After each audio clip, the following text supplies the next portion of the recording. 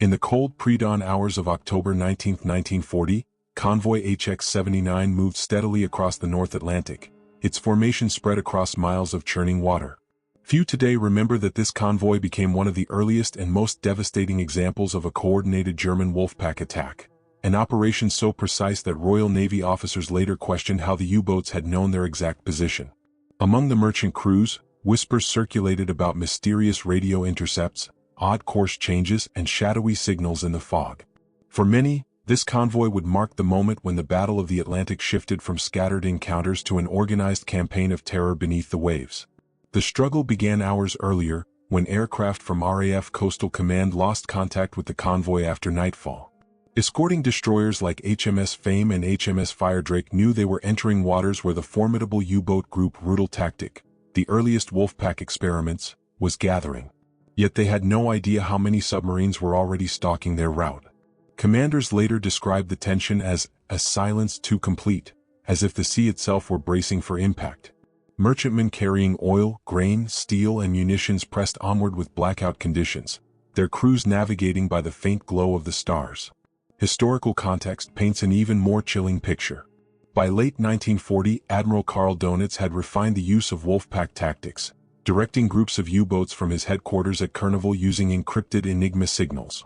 British codebreakers at Bletchley Park had not yet cracked the naval settings of the cipher, leaving escorts blind to coordinated submarine movements. A surviving entry from the diary of able seaman Thomas Clark aboard the steamer Trevor reads, "No horizon tonight. Just a growing feeling that something knows where we are better than we do." Whether Clark sensed the danger or merely feared the unknown, his words captured the atmosphere aboard nearly every ship in HX-79. Hours before the attack began, U-47, the same submarine that had sunk HMS Royal Oak the previous year, reported visual contact with the convoy. From there, the Wolfpack tightened around the British formation. At 5 p.m., torpedoes slammed into the first targets. A thunderous explosion tore through the Norwegian tanker Sidala, casting oil and burning debris across the water. Within minutes, another merchant vessel, the Buchanan, was hit and sank bow first into the Atlantic. Radio operators aboard the escort struggled to distinguish genuine distress calls from the flood of overlapping signals. Survivors from the Sidala later recalled hearing at least 3 different ships calling for help at once. The reveal came in the chaotic hours that followed. Although escort commander Captain W.J. Holt attempted aggressive counterattacks, dropping depth charges and circular patterns meant to break up the U-boat concentration, nothing seemed to disrupt the German assault. U-boats struck from multiple angles, emerging briefly at the surface before slipping below thermal layers, which distorted ASTIC sonar readings. By dawn, 12 ships had been sunk, often with uncanny precision.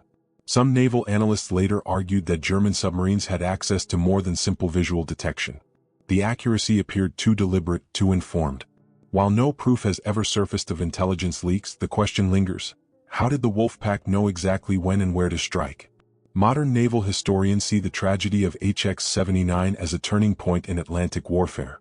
The convoy system, long relied upon to protect merchant shipping, proved vulnerable when escorts were outnumbered and intelligence was poor. It highlighted the need for improved radar, high-frequency direction finding HF/DF, and the eventual cracking of the naval Enigma code. Yet beyond technological lessons, the human cost remains the most haunting. Dozens of sailors vanished into the freezing water in minutes. Entire crews disappeared without leaving a trace, their last moments unrecorded. Of the Loch Lomond, only a few lifeboat fragments were ever recovered. As the surviving ships limped toward Britain, questions followed them. Why had ASTIC performance failed so dramatically? Why did some navigators report hearing engine noises that turned out to be decoys? And how had the Wolfpack formed so perfectly around a convoy whose course should have been known only to Allied command? These mysteries left HX-79 not just a tragedy but an emblem of early war uncertainty, an uneasy reminder of how vulnerable the lifelines to Britain truly were. And as the Admiralty reviewed the wreckage reports, they began to sense a grim pattern. HX-79 would not be the last convoy to encounter a strangely informed enemy beneath the waves. The next part of this story takes us into the Arctic Circle, where convoy PQ-17 suffered an even more catastrophic fate, and where one controversial Admiralty order sealed the doom of dozens of ships. Far north of the Arctic Circle, in waters where icebergs drift like silent sentinels, Convoy PQ-17 began its fateful journey toward the Soviet port of Arkhangelsk in June 1942. Few Allied missions carried stakes as high as these Arctic convoys, which supplied the Soviet Union at a critical moment in the Eastern Front. But the tragedy of PQ-17 became infamous not merely for its scale, 24 ships lost, but for the controversial order that scattered the convoy and left it exposed to the relentless hunt of U-boats and the Luftwaffe. Even now, historians debate why that order was issued and whether the intelligence justifying it was ever as certain as British command believed. The struggle began the moment PQ-17 left Reykjavik under a shroud of heavy fog. The convoy was escorted by a formidable force, 6 destroyers, 4 corvettes, and the distant cover of heavy cruisers like HMS London and HMS Norfolk. Their mission was to protect 35 merchant vessels carrying tanks, aircraft, trucks, ammunition, and food, lifelines for Soviet forces fighting the German summer offensive. But Arctic convoys were unlike any other. Daylight stretched nearly 24 hours, leaving ships visible against the shimmering horizon. Worse yet, the Luftwaffe operated from Norwegian bases just hours away, and U-boats shadowed the convoy from the moment it entered the Barents Sea. Historical insight reveals the tension in London's Admiralty war rooms. On July 4, ultra-intelligence hinted, though never confirmed, that the German battleship Tirpitz, supported by heavy cruisers Admiral Hipper and Lutzow, had left Trondheim to intercept PQ-17. The mere possibility of Tirpitz entering the fray terrified British planners. Its guns could obliterate an entire convoy within minutes. Beneath this fear, the Admiralty drafted its fateful signal, "Convoy is to scatter." From a diary recovered after the war, American merchant captain John Dalzell described the confusion aboard the freighter Hoosier State. The message arrived without warning. All ships ordered to separate. Never in my life have I seen such disbelief on the bridge. The escorts, under Rear Admiral Hamilton, reluctantly withdrew westward, leaving the unarmed merchants alone in hostile waters. For many sailors, that moment felt like a death sentence. The reveal of the disaster unfolded swiftly. Once scattered, the convoy's cohesion collapsed. Isolated ships became easy prey. U-boats emerged like wolves sensing blood. U-255 torpedoed and sank Alcoa Ranger at 2 o'clock, leaving survivors adrift in waters cold enough to kill in minutes. Luftwaffe bombers, including the infamous Junkers Ju-88 dive bombers, attacked relentlessly throughout July 5 and 6. The American Liberty ship SS Samuel Chase reported 12 separate air raids in just 24 hours. The most mysterious losses came from ships that vanished without transmitting a final distress call. The freighter SS Alapana was last seen trailing behind the main group, smoke rising from its funnel as it attempted to outrun approaching aircraft. Hours later, nothing remained, no survivors, no debris. The Admiralty listed the position as approximate, signaling how little was truly known about its final moments. What made PQ-17 so tragic was not only the scale of the destruction but the chain of uncertainty behind it. Tirpitz never attacked the convoy. In fact, the German fleet never made significant contact. Later research showed the battleship turned back due to fuel concerns and fears of Allied submarines. Yet by the time this was known, the convoy had already been doomed by its dispersal. Post-war investigations raised uncomfortable questions. Had the Admiralty overestimated the threat? Had intelligence analysts misread German intentions? And why were merchant ships left to face the Arctic alone? Modern naval historians see PQ-17 as the ultimate lesson in the dangers of fragmented command and unclear intelligence. The losses forced the Allies to re-evaluate Arctic convoy operations, press for better air coverage and coordinate escort strategies more tightly. But for the men who lived through it or whose families never received remains, the tragedy remains deeply personal. Survivors spoke of the eerie silence after each attack, broken only by the crack of distant gunfire or the metallic groan of a sinking hull. Many recalled watching flares burn out over empty water, signaling lifeboats that would never be found. As PQ-17 survivors finally limped into Soviet ports, the mystery of why the convoy was ordered to scatter lingered in every debriefing room. The decision still hangs like a dark cloud over wartime leadership, a symbol of how the fog of war can be as deadly as any weapon. But the tragedies did not end in the Arctic. In the next part, we turn to the North Atlantic, where Convoy SE-107 faced one of the most concentrated Wolfpack assaults of late 1942, and where questions about U-boat intelligence grew even more unsettling. In the late autumn of 1942, as the Battle of the Atlantic reached its brutal peak, Convoy SE-107 departed Halifax under a veil of fog so dense that some ships could barely see their escorts. Few convoys are remembered with such a mixture of tragedy and unanswered questions. SE-107 suffered one of the worst single-night losses of any Allied convoy during the war, yet the precision with which German U-boats found and attacked it has puzzled naval historians for decades. What made this convoy so vulnerable, and how did the Wolfpack position itself with such uncanny accuracy? The convoy consisted of 42 merchant ships, many of them slow-moving steamers burdened with steel, grain, ammunition, and aviation fuel bound for Britain. Their lone American escort, the destroyer USS Rowan, had departed earlier for repairs, leaving the convoy primarily under the protection of British and Canadian corvettes such as HMCS Restigouche and HMS Cowslip. For the sailors aboard the merchantman, many of them barely out of their teens, the Atlantic in November was a merciless place.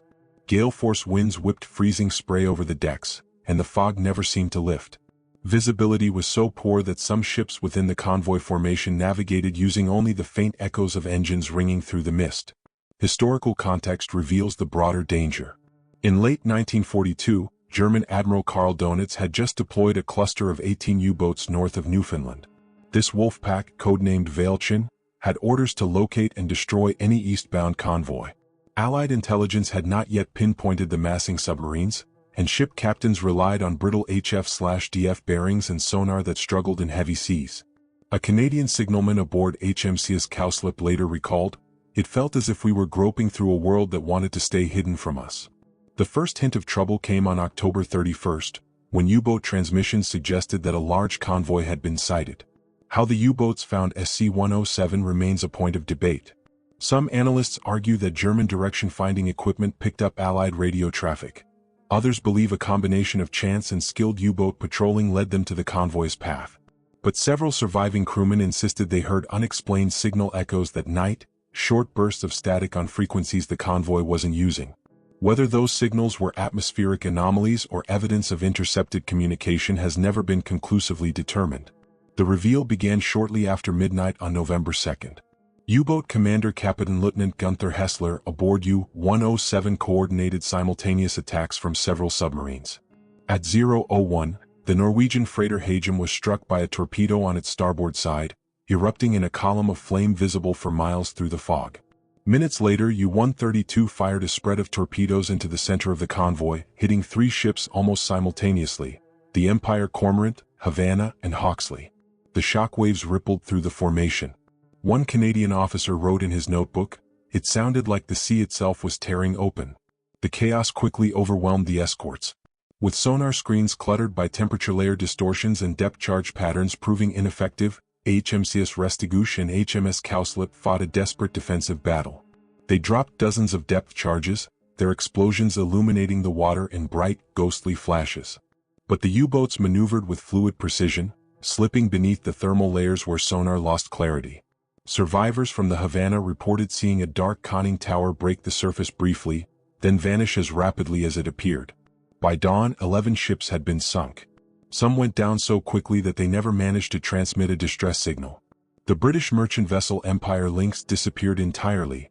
Its approximate sinking position had to be reconstructed after the war based on drifting debris. Several lifeboats were found days later, empty and half-frozen, silent reminders of the men who never made it out of the water. For historians, the most unsettling aspect remains the precision of the attack. SE-107 was not supposed to be within easy reach of the Wolfpack. Yet the submarines converged on it with remarkable timing, launching coordinated strikes as if they knew the convoy's exact position and speed. Some later speculations pointed toward compromised communications or accidental transmissions from the convoy. Others suggested that German codebreakers may have briefly exploited weaknesses in Allied cipher systems, though no definitive evidence has surfaced. The tragedy of SC-107 forced painful lessons upon Allied naval command. It underscored the need for stronger escorts, better airborne reconnaissance, and improved radar to pierce through the Atlantic fog. But the human cost was immense. Families across Britain, Canada, Norway, and the United States received telegrams listing their loved ones as missing, presumed lost at sea, with no further explanation. For many, closure never came. As the battered remnants of SC-107 crawled toward the safety of the British Isles, a grim realization settled over Allied command. The U-boats were learning, adapting, and coordinating faster than ever before. And even worse, they seemed to know things they shouldn't. In the next part, we turn to the black pit of the Atlantic, where Convoy ONS 166 confronted a gauntlet of submarines and where several ships vanished with barely a trace, raising questions that still linger today. In March 1943, the North Atlantic was entering what U-boat crews called the Time of Plenty, and what Allied sailors would remember as the most desperate phase of the Battle of the Atlantic. Convoy ONS 166, a slow-moving westbound convoy bound for Halifax and New York, found itself crossing the infamous Black Pit, a vast stretch of ocean out of range of Allied aircraft. It was in this isolated expanse that ships too often vanished without a trace. ONS 166 would become one of the convoys that defined this danger, not only for the ferocity of the attacks it endured, but for the eerie disappearances that still puzzle naval historians. The convoy consisted of roughly 60 merchant vessels loaded with fuel, food, and steel. Their escorts included a mix of British and Canadian ships, the destroyer HMS Viscount, and corvettes such as HMCS Amherst, HMCS Dauphin, and HMS Vervain. Life aboard these small escorts was harsh. The sea in winter slammed violently against their hulls, sending sheets of icy spray over the decks. Crewmen often worked in soaked clothing for days, fighting both exhaustion and the crippling cold. As the convoy entered the Black Pit, the usual background hum of aircraft patrols fell silent. No more Liberators, no more Sunderlands. Sailors later recalled that the absence felt like a roof removed, leaving the convoy exposed beneath a wide, hostile sky. To understand the tension that awaited them, it helps to look at the state of the U-boat war in early 1943. Admiral Dönitz had concentrated dozens of submarines into patrol lines across the North Atlantic. One of these Wolfpacks, Sturmbach, had been tracking Allied convoys for weeks, using encrypted short-burst radio messages that were nearly impossible for escorts to intercept in time. A surviving note from a German signals operator aboard U-603 reads, "Weather poor. Sea heavy. But the convoy is near. Hydrophone bearings strong." Some Allied analysts later wondered how the U-boats obtained those bearings with such confidence amid the high seas. The reveal began on February 20th. At twilight, U-604 trailed the convoy and radioed its position to nearby U-boats. Within hours, a coordinated assault began. The first casualty was the American tanker SO Baton Rouge. A single torpedo ruptured her starboard side, sending flames roaring across the water. Yet something strange happened. Despite the explosion being visible for miles, the tanker sank unusually quickly. Only a handful of survivors were recovered, and their accounts mentioned that the stern seemed to vanish beneath the waterline faster than physics should have allowed. When the convoy later tried to pinpoint the wreck site, the recorded position appeared inconsistent with drift estimates from the survivors. To this day, the exact final resting place of the tanker remains uncertain. Throughout the night, more attacks followed. U-92 struck the British merchant ship Empire Redshank, sending her crew scrambling into lifeboats amid a cascade of burning cargo. HMCS Dauphin rushed to defend the stricken vessel, dropping depth charges that shook the sea in thunderous bursts. But the U-boats maneuvered beneath thermal layers, warm patches of water that distorted sonar returns. Canadian sonar operators recorded several moments when contacts appeared suddenly clear, only to vanish seconds later. "They were playing with the layers," one officer later said. "They knew exactly where to hide." The struggle worsened on February 21st. Before dawn, the convoy's rear column came under attack by at least 5 submarines. Escorts scrambled to respond, but the sea state made gunnery nearly impossible. One of the convoy's most disturbing losses occurred during this phase, the Norwegian steamer Norlem. She sent a brief, garbled distress signal, then disappeared. No survivors. No debris. After the war, her recorded sinking position was found to conflict with U-boat logs by more than 20 nautical miles. Whether the logs were incorrect or something more unusual occurred has never been conclusively explained. An even more mysterious incident involved HMS Vervain, which engaged a sonar contact believed to be U-604. After dropping depth charges, the corvette's crew reported hearing a sound that they described as metal stressing or collapsing, but no oil slick or debris appeared. Weeks later, German records indicated that U-604 had survived the encounter and was scuttled months afterward after an unrelated engagement. So what had HMS Vervain detected that night in the Black Pit? The answer remains unknown. The human toll of ONS 166 was immense. Sailors worked to exhaustion, often without rest for days. Survivors spoke of the eerie glow of burning tankers reflecting off the waves, and the isolation of hearing distress flares fade into darkness without the faintest hope of aircraft rescue. The escorts fought bravely, eventually driving off the wolf pack through relentless depth charging and evasive maneuvers. By the time Allied aircraft rejoined the convoy near land-based patrol range, ONS-166 had survived, but barely. The tragedy forced a reckoning within Allied command. ONS-166 highlighted not only the vulnerability of convoys in the Black Pit, but also the unsettling precision with which U-boats operated. Intelligence officers questioned whether Allied radio discipline had slipped, or whether German hydrophones had improved beyond previous estimates. Others speculated that strong ocean currents in the area distorted the reported positions of ships, contributing to the chaos and the mysteries surrounding the disappearances. As ONS-166 finally left the Black Pit behind, the convoy carried with it unanswered questions about vanished ships, deceptive sonar returns, and the strange accuracy of enemy movements. These questions would only deepen as the war pressed on. In the next part, we move to the Strait of Gibraltar, where convoy WS-19 faced a sudden aerial ambush that raised uncomfortable suspicions of compromised intelligence. In the summer of 1942, as the Allies prepared for operations in North Africa, convoy WS-19 set sail from Britain carrying thousands of troops, armored vehicles, medical supplies, and fuel. It was one of the Winston Specials, a series of heavily guarded troop convoys essential to reinforcing the British 8th Army. But WS-19 would become remembered not for its scale, but for the sudden and devastating Luftwaffe ambush near the Strait of Gibraltar, an attack whose timing was so precise that many officers questioned how German forces knew exactly when and where the convoy would pass. Even today, the unanswered intelligence gaps surrounding the attack remain one of the convoy's enduring mysteries.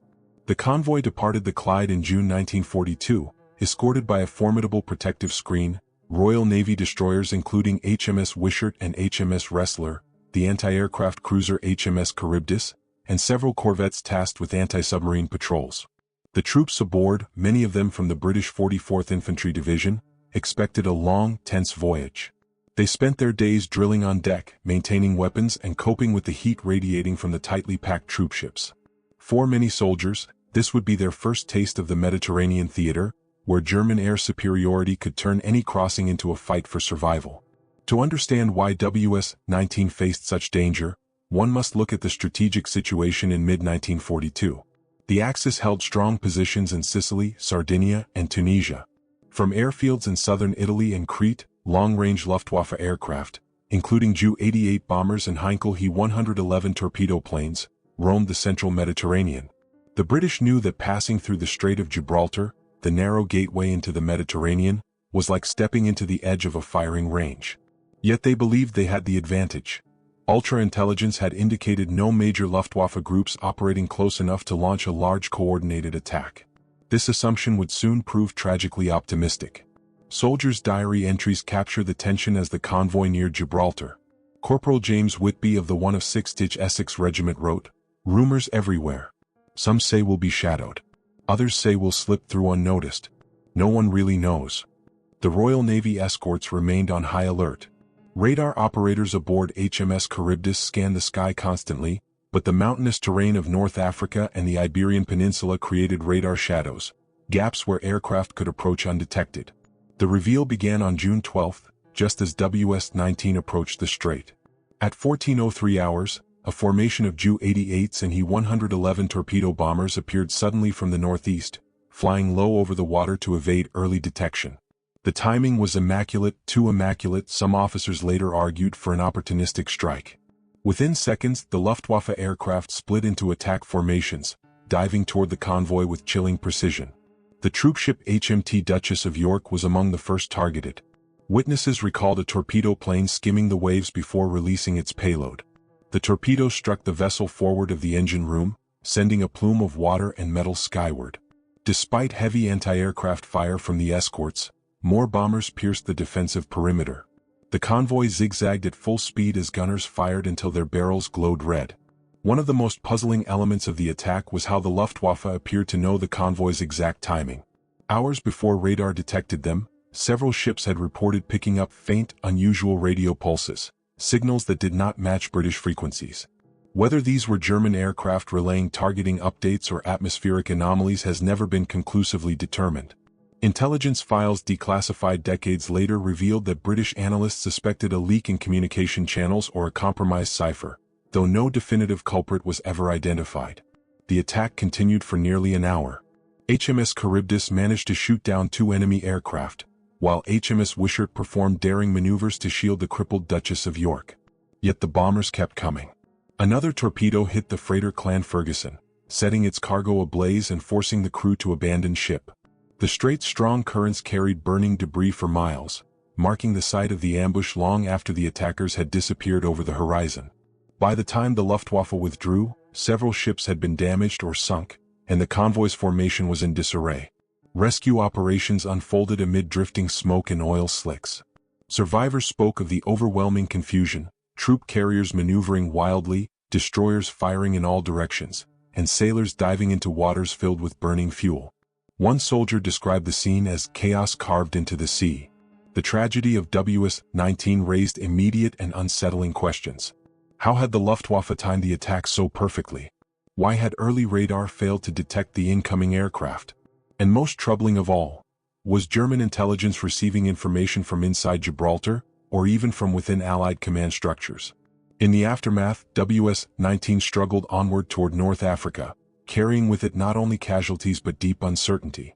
The attack forced Allied commanders to re-evaluate communication security and to acknowledge that Axis forces possessed an uncanny ability to track convoy movements in the Mediterranean.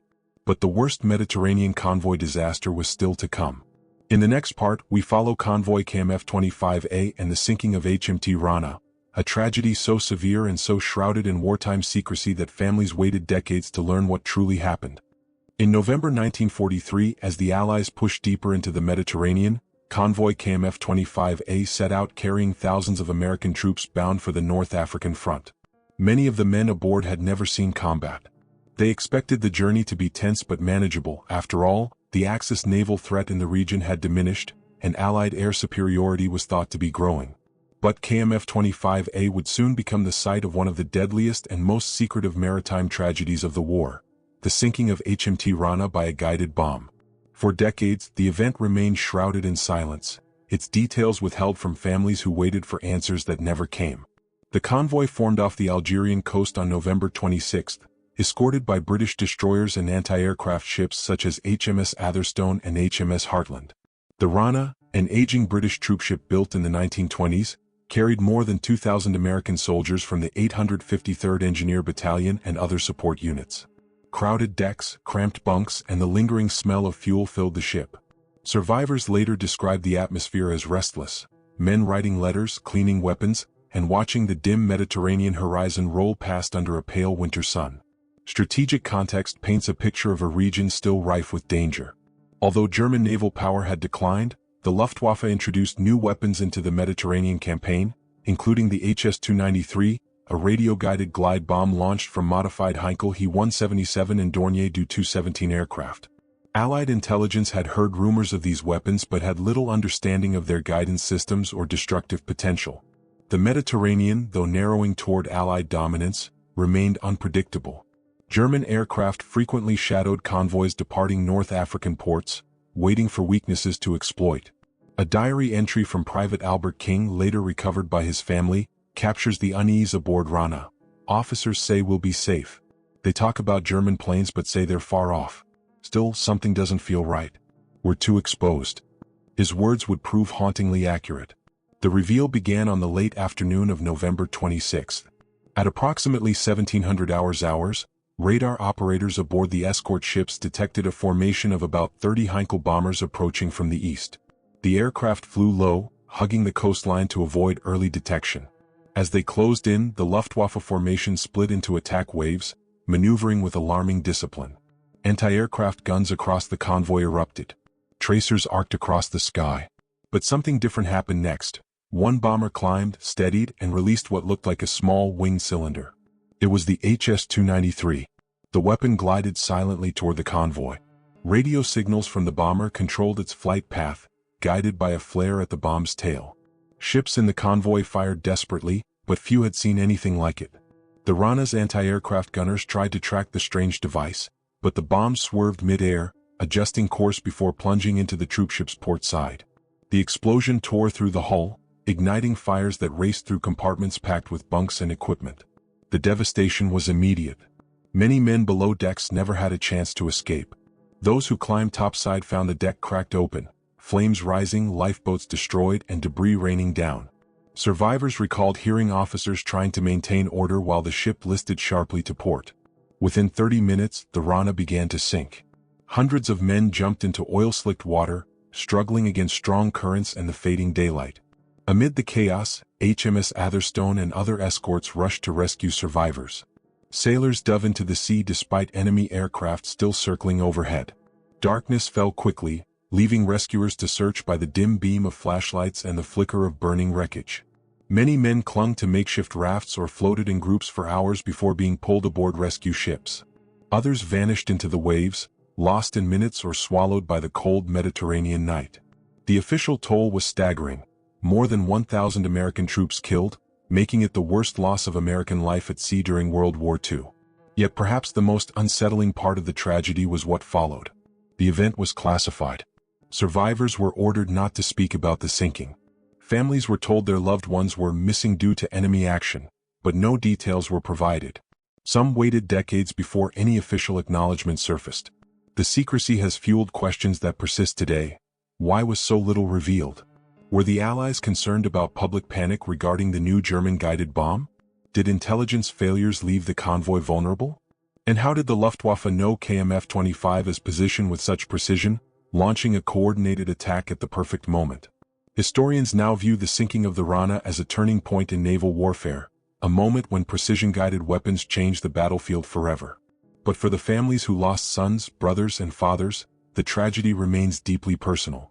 The silence that followed only deepened the sense of mystery. As the survivors of KMF-25A finally reached shore, carrying scars that would last a lifetime, the convoys of World War II had already etched their legacy into history, 5 of the most tragic convoy disasters, each marked by terror, courage, and unanswered questions. These tragedies still resonate today, reminding us that even in the vastness of the sea, vulnerability can take shape in ways no one expects, and that some wartime mysteries may never be fully resolved.